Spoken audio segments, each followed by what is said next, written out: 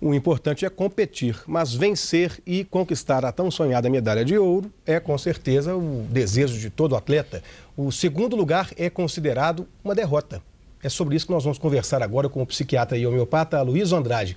Boa tarde, doutor. Boa tarde. A gente acabou de ver nas Olimpíadas de Pequim o sonho de todo mundo, as frustrações de outros, né? Conviver com derrotas é aprender a enfrentar desafios, doutora Luísa? Laíra, a derrota é uma coisa que todo mundo já experimentou, todos nós passamos por isso. E lembrar que o número de premiados, o número de primeiros lugares é tão menor do que o número de competidores que o mais comum é ser derrotado.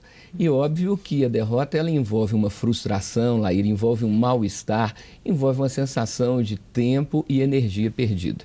Por isso, toda vez que a gente tem algum projeto, nós temos que ter, a gente sempre fala aqui para o telespectador, o plano A, o plano que é o principal, mas o plano B, C e D também.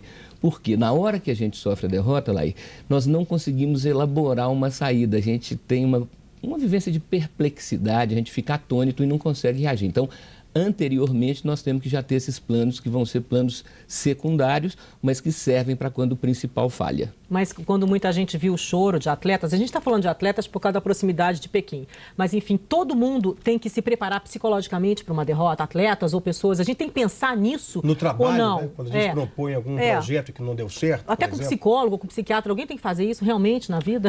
Claro, por quê? Porque a não possibilidade ela tem que ser trabalhada simultaneamente com a possibilidade. Não é que você vai ficar pensando na derrota, se preparando para a derrota, não. Mas o que acontece? Nós temos, Isabela, que buscar o esforço como sendo o principal ponto. Então, a questão que a gente chama, então, da missão cumprida, muitas vezes não atinge o objetivo desejado. Até porque, Laí, muitas vezes o que nós desejamos, isso acontece muito no amor, né? Quando a pessoa quer casar com o namorado que tem e, passado um tempo, ela dá graças a Deus porque não casou. Se viu livre. Então, num primeiro momento, pode parecer uma derrota. Agora, lembrar ao telespectador que todos nós, então, devemos trabalhar as derrotas como degraus para a vitória. Às vezes, lá, e acontece, como foi com o time do vôlei do Brasil masculino agora, que a derrota significa o fim de uma época. E essa derrota, então, não cabe fazer um planejamento com esse mesmo time, cabe a mudança. Então, nós todos temos que estar atentos para saber quando uma derrota significa a necessidade da mudança de curso ou da mudança de direcionamento e quando a derrota deve servir como sendo esse estímulo para se continuar buscando aquele objetivo. Às vezes é uma questão de mudar de objetivo. Agora, há pessoas que, temendo a derrota, desistem de competir? É a pior das derrotas, né, Laí? É a derrota onde não houve a luta, né? A derrota em que a pessoa não enfrentou o desafio e não teve essa coragem. Então, o resultado final conta muito, é lógico, gente, o resultado final conta muito, mas a construção, a evolução ao longo do tempo do nosso esforço também conta muito. E essa sensação do sono dos justos, da missão cumprida, envolve a dedicação ao máximo.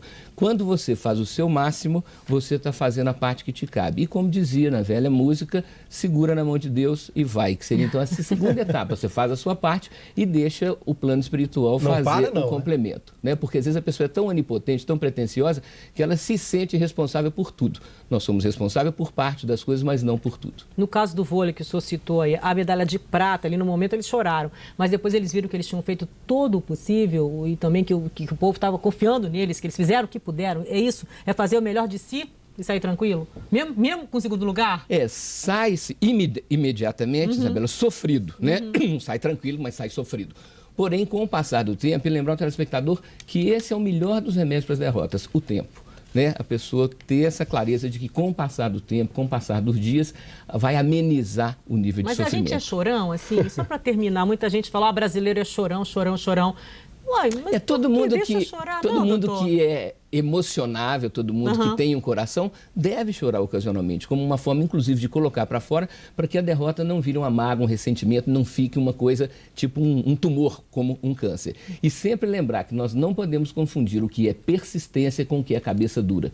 A persistência envolve você ir buscando, ir batalhando. Agora, a cabeça dura é quando a vida vai te dando, o referencial vai te dando as dicas e você não leva em consideração. Conceitos bem distintos, né, doutor? Devidamente anotados aí. Boa tarde. Obrigada, daqui a 15 dias eu só volto. Boa.